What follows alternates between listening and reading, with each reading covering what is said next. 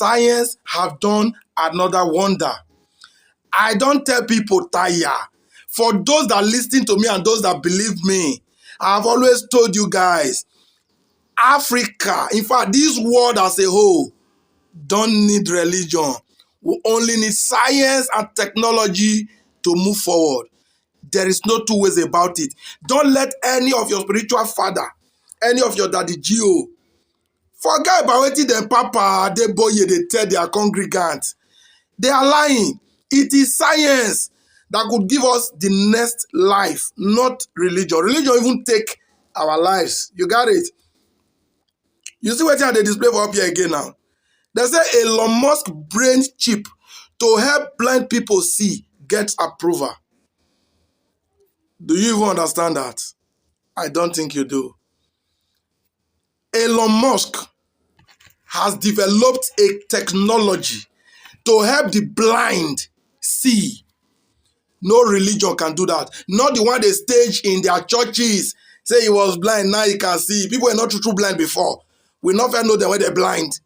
Now Elon Musk is going to make people that are genuinely blind see again. Now let me read this out.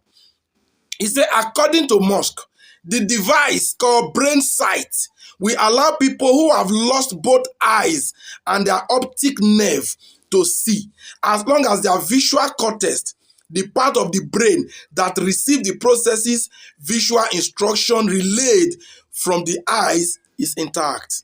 That is on condition. You understand? It will make, see, as you can, now the device here is the image I'm displaying here now. You see what that guy is having in his eyes? That's a sample of the device. Blind people will see again as long as the part of the brain that sends signal to the eyes is still intact. No religion can do this. This is purely science. And this science is a product of good education. Something we lack in Nigeria. Something we lack in Africa. Yes, Elon Musk is an African. Elon is from South Africa, but he's an America raised. Brought up in Africa, you become a pastor, a bishop, or a pope, begging for 10% of people's salary. This is what the world needs to grow. And our big daddy Geos will tell their gullible sheeps, their prayer answereth all things. That what God cannot do does not exist. What science cannot do is what does not exist. We shall be what God cannot do. Although, see, there is something God cannot do that exists.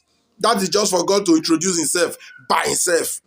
Does that exist? Impossible. So I beg you, we must learn to embrace science. The West are doing great.